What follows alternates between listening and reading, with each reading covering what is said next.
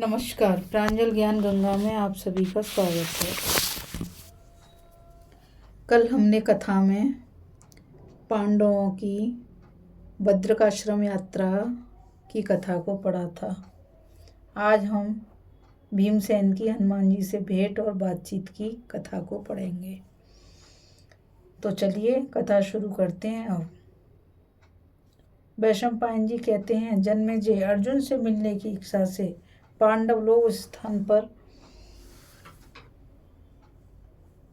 6 रात रहे। इतने ही में देवयोग से ईशान कोण की ओर से बहते हुए वायु से एक सहस्त्र दल कमल उड़ाया। वह बड़ा ही दिव्य और साक्षात सूर्य के समान था। उसकी गंध बड़ी ही अनूठी और मनमोहक थी। पृथ्वी पर गिरते ही उस पर द्रौपदी की दृष्टि पड़ी। उसे देखते ही वह उस सुगंधित और सौगंधिक नाम वाले कमल के पास आई और मन में अत्यंत प्रसन्न होकर भीमसेन से कहने लगी, आर्य, मैं यह कमल धर्मराज को भेंट करूंगी। यदि आपका मेरे प्रति वास्तव में प्रेम है तो मेरे लिए ऐसे ही बहुत से पुष्प ले आइए। मैं इन्हें काम्यक वन में अपने आश्रम पर ले जाना चाहती हूँ। भीमसेन से ऐसा कहकर द्रौपदी उसी समय उस फूल को लेकर धर्मराज के पास चली आई। राजमहर्षि द्रौपदी का आशा समझ महाबली भीमसेन अपनी प्रिया का प्रिय करने की इच्छा से जिस ओर से वायु उस फूल को लेकर आई थी उसी ओर चल पड़े। उन्होंने मार्ग के विघ्नों को हटाने के लिए अपना सुवर्ण की पीठ वाला धनुष और विषधर सर्प के समान पहने बाण ले लिए और वे कुपित सिंह अथवा मतवाले हाथी के समान चलने लगे। मार्ग में चलते समय वे आपस में टकराते हुए बादलों के समान भीषण गर्जना करते जाते थे। उस शब्द से चौकन्ने होकर बाघ अपनी गुफाओं को छोड़कर भागने लगे। जंगली जीव जहां तहां छिपने लगे। पक्षी भयभीत होकर उड़ने लगे और मृगों के झुंड घबराकर चौकड़ी भरने लगे। भीमसेन की गर्जना से सारी दिशाएं गूंज उठीं। वे बराबर आगे की ओर बढ़ने लगे। थोड़ी दूर जाने पर उन्होंने गंधमादन की चोटी पर एक कई योजन लंबा चौड़ा केले का बगीचा देखा। महाबली भीम नरसिंह के समान गर्जना करते हुए झपटकर उसके भीतर घुस गए। इस वन में महावीर हनुमान जी रहते थे। उन्हें अपने भाई भीमसेन के उधर आने का पता लग गया। उन्होंने सोचा कि भीमसेन का इधर से होकर स्वर्ग में जाना उचित नहीं है, क्योंकि ऐसा करने से संभव है मार्ग में कोई उनका तिरस्कार कर दे अथवा उन्हें शाप दे दे। यह सोचकर उनकी रक्षा करने के विचार से वे केले के बगीचे से होकर जाने वाले सकड़े मार्ग को रोककर लेट गए। वहां पड़े पड़े जब ओंग आने पर वे झमाई लेकर अपनी पूंछ फटकारते थे तो उसकी प्रतिध्वनि सब ओर फैल जाती थी। इससे वह महापर्वत डगमगाने लगता था और उसके शिखर टूट टूट कर लुढ़क जाते थे। यह शब्द मतवाले हाथी की गर्जना को भी दबाकर पर्वत पर सब ओर फैल रहा था। उसे सुनकर भीमसेन के रोए खड़े हो गए और वे उसके कारण को ढूंढने के लिए उस केले के बगीचे में सब ओर घूमने लगे। ढूंढते ढूंढते उन्हें उस बगीचे में एक मोटी शिला पर लेटे हुए वानरराज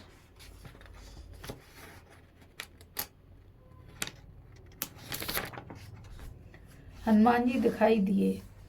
उनके होठ पतले थे, जीभ और मुंह लाल थे। कानों का रंग भी लाल लाल था।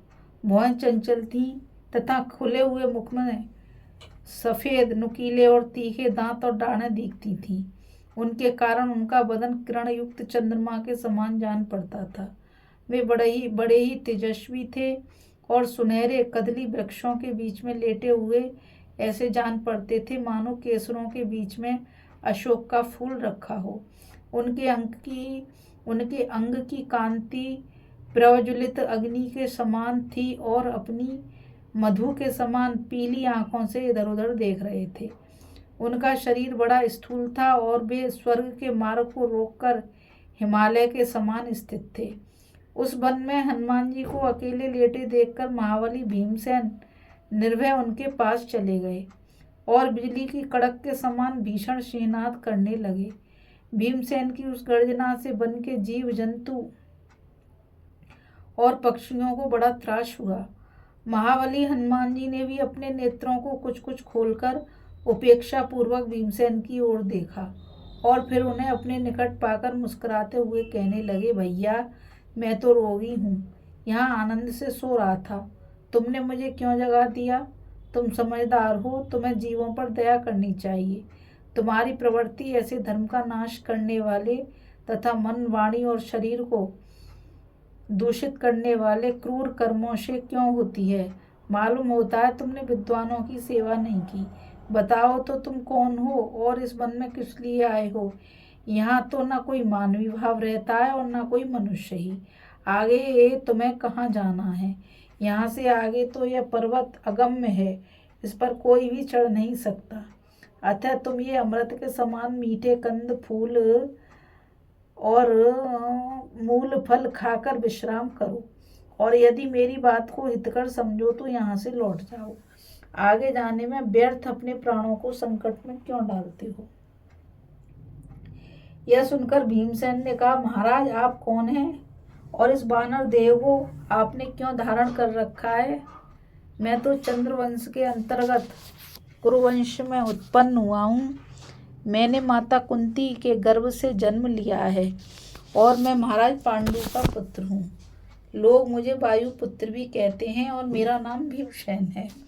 हनुमान जी बोले, मैं तो बंदर हूँ। तुम जो इस मार्ग से जाना चाहते हो सो मैं तुम्हें इधर होकर नहीं जाने दूंगा। अच्छा तो यही हो कि तुम यहाँ से लौट जाओ, नहीं तो मारे जाओगे। भीमसेन ने कहा, मैं मरूं या बचूं तुमसे तो इस विषय में नहीं पूछ रहा हूँ, तुम जरा उठकर मुझे रास्ता दे दो। हनुमान बोले, मैं रोग से पीड़ित हूँ, यदि तुम्हें जाना ही है तो मुझे लांघकर चले जाओ। भीमसेन बोले, ज्ञान से जानने में आने वाले निर्गुण परमात्मा समस्त प्राणियों की देह में व्याप्त होकर स्थित हैं। मैं इसलिए उनका अपमान या लंघन नहीं करूँगा। यदि शास्त्रों के द्वारा मुझे भूत भावन श्री भगवान के स्वरूप का ज्ञान न होता तो मैं तुम्ही को क्या इस पर्वत को भी इसी प्रकार लांघ जाता जैसे हनुमान जी समुद्र को लांघ गए थे। हनुमान जी ने कहा, हनुमान कौन है भाई जो समुद्र को लांघ गया था? इसके विषय में तुम कुछ कह सकते हो तो बताओ। भीमसेन बोले, हे वानर प्रवर, मेरे भाई हैं।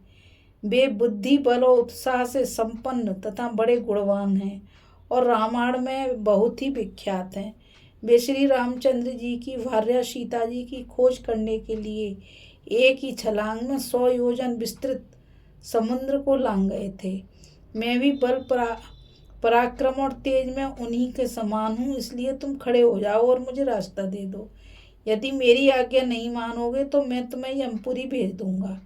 इस पर हनुमान जी ने कहा, हे अनग, तुम रोष ना करो, बुढ़ापे के कारण मुझ में उठने की शक्ति नहीं है, इसलिए कृपा करके मेरी पूंछ हटाकर निकल जाओ। यह सुनकर भीमसेन ने अवज्ञापूर्वक हंसकर अपने बाएं हाथ से हनुमान जी की पूंछ उठाने की कोशिश की, किंतु वे उसे टस से मस न कर सके। फिर उन्होंने उसे दोनों हाथों से उठाना चाहा, किंतु वे इसमें भी असमर्थ रहे। तब तो उन्होंने लज्जा से मुख नीचा कर लिया और दोनों हाथ जोड़कर प्रणाम करके उनसे कहा, वानरराज, आप मुझ पर प्रसन्न होइए और मैंने जो कटु वचन कहे हैं उनके लिए मुझे क्षमा कीजिए। मैं आपका परिचय जानना चाहता हूँ, इसलिए कृपा करके बताइए कि इस प्रकार वानर का रूप धारण करने वाले आप कौन हैं? कोई सिद्ध हैं, देवता हैं, गंधर्व हैं अथवा गुहार्क हैं? यदि यह कोई गुप्त रखने योग्य बात ना हो तो मेरे सुनने योग्य गोतों में आपका शरणागत हूँ और शिष्य भाव से पूछता हूँ, अवश्य बताने की कृपा करें। तब हनुमान जी ने कहा, कमल नयन भीम, मैं वानर राज केसरी के क्षेत्र में जगत के प्राण स्वरूप वायु से उत्पन्न हुआ हनुमान नाम का वानर हूँ। अग्नि की जैसे वायु के साथ मित्रता है, उसी प्रकार मेरी मित्रता सुग्रीव से थी। किसी कारण से वाली ने अपने भाई सुग्रीव को निकाल दिया, तब बहुत दिनों तक वे मेरे साथ ऋष्यमुख पर्वत पर रहे। उस समय दशरथ नंदन भगवान श्री राम पृथ्वी तल पर विचर रहे थे। वे मानव रूपधारी साक्षात विष्णु ही थे। अपने पिता की आज्ञा का पालन करने के लिए वे धनुर्धरों में श्रेष्ठ रघुनाथ जी अपनी भार्या और छोटे भाई लक्ष्मण के सहित दंडकारण्य में आए। जिस समय वे जनस्थान में रहते थे, उन पुरुष श्रेष्ठ को माया से रत्न जड़ित स्वर्ण में मृग का रूप धारण करने वाले मारीच राक्षस के द्वारा धोखे में डालकर राक्षस राज दुरात्मा रावण छल पूर्वक बलात् ही उनकी भार्या को हर ले गया। इस प्रकार स्त्री का अपहरण होने पर उसे भाई के साथ खोजते खोजते भगवान श्री राम की ऋष्यमुख पर्वत पर वानरराज सुग्रीव से भेंट हुई। फिर उन दोनों की आपस में मित्रता हो गई और श्री राम ने बाली को मारकर किष्किंधा के राज्य पर सुग्रीव को अभिषिक्त कर दिया। अपना राज्य पाकर सुग्रीव ने सीता की खोज के लिए सहस्त्रों वानर भेजे। उस समय 1 करोड़ वानरों के साथ मैं भी दक्षिण की ओर गया था। तब गृधराज संपाति ने बताया कि सीता जी तो रावण के यहाँ हैं, इसलिए पुण्य कर्म भगवान श्री राम का कार्य पूरा करने के लिए मैंने सहसा 100 योजन विस्तार वाला समुद्र पार किया। उस मगर और ग्रहादि से भरे हुए समुद्र को अपने पराक्रम से पार कर मैं रावण के नगर में जनक नंदिनी श्री सीता जी से मिला और फिर अट्टालिका प्राकार और गोपुर आदि से सुशोभित लंकापुरी को जलाकर वहां राम नाम की घोषणा करके लौट आया। मेरी बात मानकर कमल नयन भगवान श्री राम तुरंत ही करोड़ों वानरों के साथ चले और समुद्र पर पुल बांधकर लंका में पहुँचे। वहाँ उन्होंने संग्राम में समस्त राक्षसों को और संपूर्ण लोगों को रुलाने वाले रावण को उसके बंधु बांधवों के सहित मारा और अपने आश्रितों पर कृपा करने वाले परम धार्मिक भक्त विभीषण को लंका के राज्य पर अभिषिक्त किया। फिर नष्ट हुई वैदिक श्रुति के समान अपनी भार्या को ले आए और उसके साथ अपनी राजधानी अयोध्यापुरी में लौट आए। वहाँ जब उनका राज्याभिषेक हुआ तो मैंने उनसे यह वर मांगा कि हे शत्रु दमन, जब तक इस भूमंडल पर आपकी पवित्र कथा रहे तब तक मैं जीवित रहूं। इस पर उन्होंने कहा ऐसा ही हो। भीमसेन श्री सीता जी की कृपा से यहाँ रहते हुए ही मुझे इच्छानुसार दिव्य भोग प्राप्त हो जाते हैं। श्री राम जी ने 11 सहस्त्र वर्ष तक पृथ्वी पर राज्य किया। फिर वे अपने धाम को चले गए। हे अनग स्थान पर गंधर्व अप्सराएं उनके चरित्र सुना सुना कर मुझे आनंदित करते रहते हैं। इस मार्ग में देवता लोग रहते हैं, मनुष्यों के लिए अगम्य है, इसी से मैंने इसे रोक लिया था। संभव है इसमें कोई तुम्हारा तिरस्कार कर देता अथवा तुम्हें शाप दे देता, क्योंकि यह दिव्य मार्ग देवताओं के लिए ही है। इसमें मनुष्य नहीं जाते। तुम जहाँ जाने के लिए आए हो वह सरोवर तो यहीं है। हनुमान जी के ऐसा कहने पर महाबाहु भीमसेन बड़े प्रसन्न हुए और उन्होंने बड़े प्रेम से अपने भाई वानरराज हनुमान जी को प्रणाम करके कोमल वाणी से कहा, आज मेरे समान कोई बड़भागी नहीं है भैया, क्योंकि आज मुझे अपने ज्येष्ठ बंधु के दर्शन हुए हैं। आपने बड़ी कृपा की, आपके दर्शनों से मुझे बड़ा ही सुख मिला है, किंतु मेरी एक इच्छा है, वह आपको अवश्य पूरी करनी चाहिए।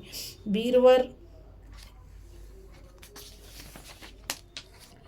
समुद्र को लांघते समय आपने जो अनुपम रूप धारण किया था उसे मैं देखना चाहता हूँ। इससे मुझे संतोष भी होगा और आपके वचनों में विश्वास भी हो जाएगा। भीमसेन के ऐसा कहने पर परम तेजस्वी हनुमान जी ने हंसकर कहा, भैया तुम उस रूप को देख नहीं सकोगे और ना कोई अन्य पुरुष ही उसे देख सकता है। उस समय की बात ही दूसरी थी, अब वह है ही नहीं। सतयुग का समय दूसरा था तथा त्रेता और द्वापर का दूसरा ही है। काल तो निरंतर क्षय करने वाला ही है। अब मेरा वह रूप है ही नहीं। पृथ्वी, नदी, वृक्ष, पर्वत, सिद्ध देवता और महर्षि ये सभी काल का अनुसरण करते हैं। प्रत्येक युग के अनुसार इनके देह बल और प्रभाव में न्यूनता या अधिकता होती रहती है। इसलिए तुम उस रूप को देखने का आग्रह छोड़ दो। मुझ में तो योग युग के अनुसार बल विक्रम रहता है, क्योंकि काल का अतिक्रमण करना किसी के वश की बात नहीं है। भीमसेन ने कहा, आप मुझे युगों की संख्या और प्रत्येक युग के आचार, धर्म और काम के रहस्य, कर्म का फल स्वरूप तथा उत्पत्ति और विनाश सुनाइए। हनुमान जी बोले, भैया सबसे पहला कृतयुग है। उसमें सनातन धर्म की पूर्ण स्थिति रहती है तथा किसी का भी कोई कर्तव्य शेष नहीं रहता। उस समय धर्म की तनिक भी क्षति नहीं होती और पिता के सामने पुत्र नहीं मरते। फिर काल क्रम से उनमें गौणता आ जाती है। कृतयुग में ना कोई आदि व्याधि थी और ना इंद्रियों में ही दुर्बलता आती। उस समय कोई किसी की निंदा नहीं करता, किसी को दुख से रोना नहीं पड़ता और ना किसी में घमंड या कपट ही था। आपस के झगड़े, आलस्य, देश, चुगली, भय, संताप, ईर्ष्या और मत्सर का तो इस युग में नाम भी नहीं था।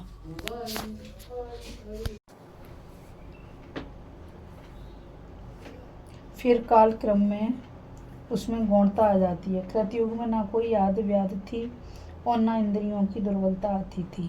उस समय कोई किसी की निंदा नहीं करता था, किसी को दुख से रोना नहीं पड़ता था और ना किसी में घमंड या कपट ही था। आपस के झगड़े, आलस्य, देश, चुगली, भय, संताप, ईर्ष्या और मत्सर का तो इस युग में नाम भी नहीं था। उस समय योगियों के परम आश्रय और संपूर्ण भूतों के आत्मा परब्रह्म श्री नारायण का शुल्क वर्ण था। ब्राह्मण, क्षत्रिय, वैश्य और शूद्र सभी वर्ण शम दमादि लक्षणों से संपन्न रहते थे तथा प्रजा अपने कर्मों में तत्पर रहती थी। सबके आश्रय एक परमात्मा ही थे। आचार और ज्ञान भी सबका एक ही था।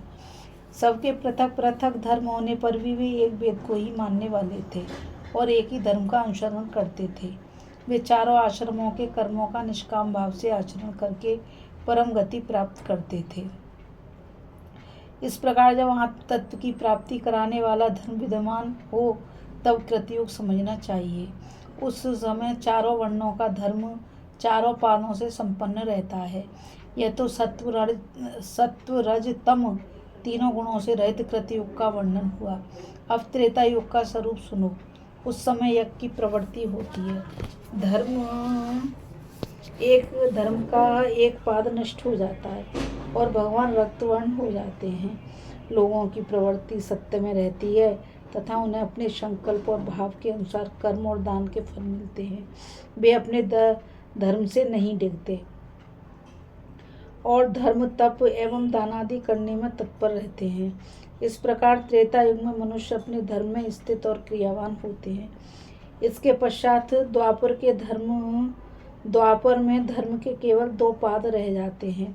विष्णु भगवान का पीत वर्ण हो जाता है और वेद के 4 भाग हो जाते हैं।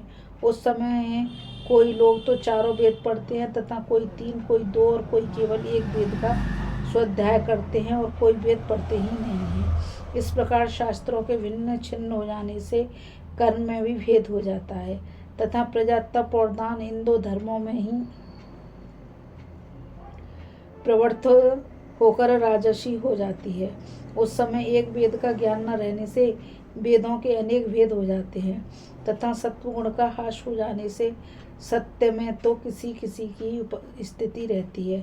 सत्य से च्युत होने के कारण उस समय व्याधियां और कामनाएं भी अनेकों हो जाती हैं तथा बहुत से देवी उपद्रव भी होने लगते हैं।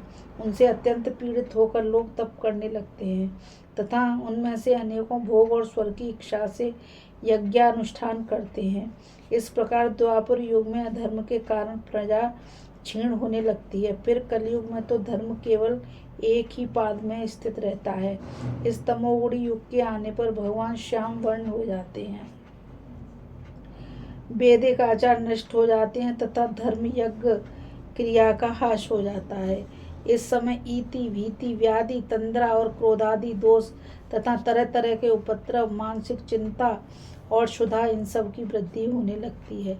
इस प्रकार युगों के परिवर्तन से धर्म में भी परिवर्तन होता रहता है और धर्म में परिवर्तन होने से लोक की स्थिति में भी परिवर्तन हो जाता है।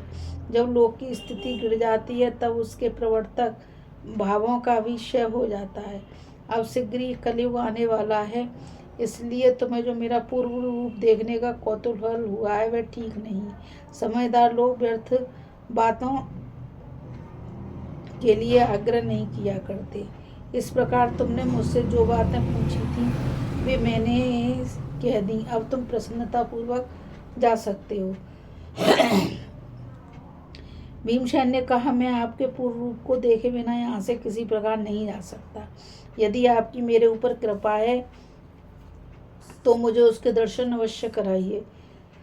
भीमसेन के इस प्रकार कहने पर हनुमान जी ने मुस्कुराकर वह अपना रूप दिखाया तो उन्होंने समुद्र लांघते समय धारण किया था। अपने भाई को प्रसन्न करने के लिए उन्होंने अपने शरीर को बहुत बड़ा कर दिया और लंबाई चौड़ाई में बहुत अधिक बढ़ गया। उस समय अतुलित कीर्तिमान हनुमान जी के विशाल विग्रह से दूसरे वृक्षों के सहित वह केलों का बगीचा आच्छादित हो गया। पुरुष श्रेष्ठ भीमसेन अपने भाई का यह विशाल रूप देखकर बड़े विस्मित हुए और उनके शरीर में रोमांच हो आया। श्री हनुमान जी का वह विग्रह तेज में सूर्य के समान था और सोने का पहाड़ जान पड़ता था। उसकी विशालता का कहाँ तक वर्णन करें, मानो दीप्यमान आकाशी हो। उसे देखते ही भीमसेन ने आंखें बंद कर ली। विंध्याचल के समान उस विचित्र और अत्यंत भयानक देह को देखकर भीमसेन को रोमांच हो आया और वे उनसे हाथ जोड़कर कहने लगे, समर्थ हनुमान जी, मैंने आपके शरीर का महान विस्तार देख लिया। अब आप अपने इस विराट स्वरूप को समेट लीजिए। आप तो साक्षात उदित होते हुए सूर्य के समान हैं और मैनाक पर्वत के समान अपरिमित एवं दुराधर्ष जान पड़ते हैं। मैं आपकी ओर देख नहीं सकता। हे वीर, मेरे मन में तो आज यही बड़ा आश्चर्य है कि आपके समीप रहते हुए भी श्री राम जी को रावण से स्वयं युद्ध करना पड़ा। उस लंका को तो उसके योद्धा और वाहनों के सहित आप ही अपने बाहुबल से शहर में नष्ट कर सकते थे। पवन नंदन, ऐसी कोई वस्तु नहीं है जो आपको प्राप्त न हो। रावण तो अपने परिकर के सहित अकेले आपसे ही लड़ने में समर्थ नहीं था।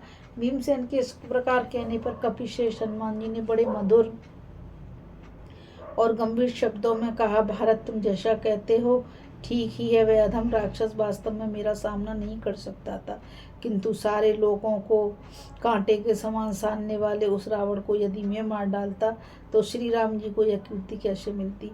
इसी से मैंने उसकी उपेक्षा कर दी थी। वीरवर श्री रघुनाथ जी ने सेना के सहित उस राक्षस का वध किया और सीता जी को अपने पुरी में ले आए। इससे लोगों में उनका श्रेयस और कीर्ति फैली। अच्छा बुद्धिमान, अब तुम जाओ। देखो, यह सामने वाला मार्ग सौगंधिक वन को जाता है। वहाँ तुम्हें यक्ष और राक्षसों से सुगंधित कुबेर का बगीचा मिलेगा। तुम स्वयं ही जल्दी से पुष्प चयन मत करने लगना। मनुष्यों को तो विशेष रूप से देवताओं का मान करना ही चाहिए। भैया, तुम साहस मत कर बैठना, अपने धर्म का पालन करना। अपने धर्म में स्थित रहकर ही तुम श्रेष्ठ धर्म का ज्ञान संपादन करो और उसी प्रकार व्यवहार करो, क्योंकि धर्म को जाने बिना और बड़ों की सेवा किए बिना बृहस्पति के समान होते हुए भी तुम धर्म और अर्थ के तत्व को नहीं जान सकते। किसी समय अधर्म धर्म हो जाता है और धर्म अधर्म हो जाता है, तो धर्म और अधर्म का अलग अलग ज्ञान होना चाहिए। बुद्धिमान लोग इसमें मोहित हो जाते हैं। धर्म आचार से होता है। धर्म में वेद प्रतिष्ठित होते हैं। वेदों से यज्ञों की प्रवृत्ति हुई और यज्ञों में देवताओं की स्थिति है। देवताओं की आजीविका वेदाचार के विधान से बतलाए हुए यज्ञों पर है और मनुष्यों का आधार बृहस्पति और शुक्र की बनाई हुई नीतियां हैं। इनमें ब्राह्मण लोग वेद पाठ से, वैश्य व्यापार से और क्षत्रिय दंड नीति से अपना निर्वाह करते हैं तथा तीनों वृत्तियों का ठीक ठीक प्रयोग होने से लोक यात्रा का निर्वाह होता है।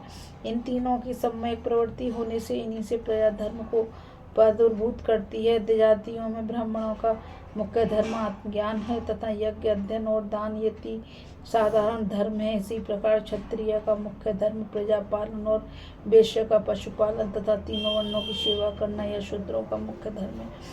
उन्हें भिक्षा होम अथवा व्रत का अधिकार है। उन्हें तो दिनों के जो राजा वृद्ध साधु बुद्धिमानों और विद्वानों के साथ परामर्श करके शासन करता है, वह राज धारण करता है। दुर्वसनी का जो तिरस्कार ही होता है।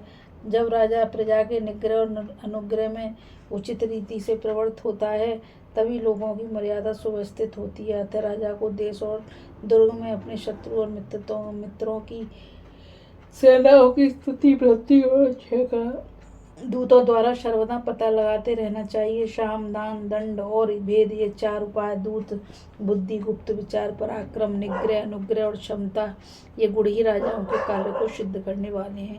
राजाओं को शाम, दान, भेद, दंड और उपेक्षा, इन 5 साधनों के एक साथ या अलग अलग प्रयोग द्वारा अपने काम लाना चाहिए। हे वरश्रेष्ठ, सारी नीतियों और दूतों का मूल गुप्त विचार है, इसलिए जिस शुभ विचार से कार्य की सिद्धि हो उसी की ब्राह्मणों के साथ मंत्रणा करें। स्त्री, मूर्ख, बालक, लोभी और नीच पुरुषों के साथ तथा जिनमें उन्माद के लक्षण पाए जाएं उनके साथ गुहा परामर्श ना करें। परामर्श विद्वानों के साथ करना चाहिए। जो सामर्थ्यवान हो उनसे कार्य कराना चाहिए और जो हितैषी हो उनसे न्याय कराना चाहिए। मूर्खों को तो सभी कामों से अलग रखना चाहिए। राजा धर्म कार्यों में धार्मिकों को, अर्थ कार्य में विद्वानों को और स्त्रियों में काम करने के लिए नपुंसकों को नियुक्त करें तथा कठोर कामों में क्रूर प्रवृत्ति के लोगों को लगावें। कर्तव्य और अकर्तव्य विषय में अपने और शत्रु पक्ष के लोगों की सम्मति जानें तथा शत्रुओं के बलाबल का भी ज्ञान रखें। बुद्धि से जिनकी अच्छी तरह परीक्षा कर ली हो उन साधु पुरुषों पर अनुग्रह करें तथा मर्यादाहीन अशिष्ट पुरुषों का दमन करें। इस प्रकार हे पार्थ, मैंने तुम्हें कठोर राजधर्म का उपदेश किया। इसका मर्म समझ में आना बड़ा कठिन है। तुम अपने धर्म के विभाग अनुसार इसका विनयपूर्वक लालन पालन करो। जिस प्रकार ब्राह्मण तप, धर्म, दम और यज्ञानुष्ठान के द्वारा उत्तम लोक प्राप्त करते हैं तथा वैश्य, दान और आतिथ्य रूप धर्मों से सद्गति प्राप्त कर लेते हैं, उसी प्रकार जो दंड का ठीक ठीक प्रयोग करते हैं, काम और देश से रहित हैं, लोभहीन है और जिनमें क्रोध नहीं है, ऐसे क्षत्रिय लोग पृथ्वी में दुष्टों का दमन और शिष्टों का पालन करते हुए सत्पुरुषों को प्राप्त होने वाले लोकों में लग जाते हैं। वैशंपायन जी कहते हैं, फिर अपनी इच्छा से बढ़ाए हुए शरीर को सिकोड़ कर वानर राजा हनुमान जी ने दोनों भुजाओं से भीमसेन को छाती से लगाया। इससे तत्काल ही भीमसेन की सारी थकावट जाती रही और सब प्रकार के अनुकूलता का अनुभव होने लगा। उन्हें ऐसा जान पड़ा कि मैं बड़ा बलवान हूँ, मेरे समान कोई महान नहीं है। फिर हनुमान जी ने आंखों में आंसू भरकर सौहार्द से गदगद कंठों भीमसेन से कहा, भैया अब तुम जाओ, कभी कोई चर्चा चले तो मेरा स्मरण कर लेना और मैं इस स्थान पर रहता हूँ। यह बात किसी से मत कहना। अब कुबेर के भवन से भेजी हुई देवांगनाओं अप्सराओं के यहाँ आने का समय हो गया है। तुम्हारे मानवीय शरीर का स्पर्श होने से मुझे भी संसार के हृदय को प्रफुल्लित करने वाले भगवान श्री राम का स्मरण हो आया है। अब तुम्हें भी मेरे दर्शनों का कुछ फल प्राप्त होना चाहिए। तुम भाई के नाते ही मुझसे कोई वर मांगो। यदि तुम्हारी इच्छा हो तो मैं हस्तिनापुर में जाकर तुच्छ धृतराष्ट्रों को मार डालूं तो यह भी मैं कर सकता हूँ। तुम चाहो तो पत्थरों से उस नगर को नष्ट कर दूं अथवा अभी दुर्योधन को बांधकर तुम्हारे पास ले आऊं।